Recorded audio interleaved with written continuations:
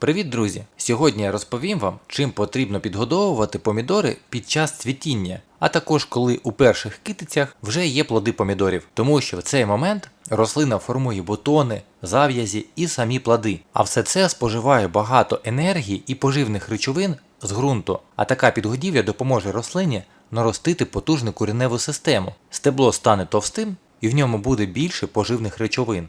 Це підживлення дуже просте і органічне, кожен може його приготувати, тому що для його приготування нам знадобиться 1 літр води і звичайна томатна паста. На цей об'єм води потрібно 4 столові ложки, і це ми отримуємо концентрат. А так потрібно зробити, щоб було простіше змішати томатну пасту з водою. Потім я виливаю цю банку у 10 літрів води і перемішую. Все, добриво готове. А тепер я буду підгодовувати свої рослини і розповідати вам, у чому ж переваги томатної пасти, як підживлення. По-перше, томатну пасту купити простіше і дешевше, ніж мінеральні добрива, тому що магазини з добривами не завжди поруч, а ось продуктовий магазин поблизу точно є. Крім того, томатна паста – це чиста органіка, вона повністю розкладається у ґрунті і поглинається рослиною. І для тих, хто не знав, будь-яка підгодівля спрямована на живлення мікроорганізмів, що живуть у ґрунті. А вже в процесі життєдіяльності мікроорганізмів у ґрунті утворюється підживлення легкодоступне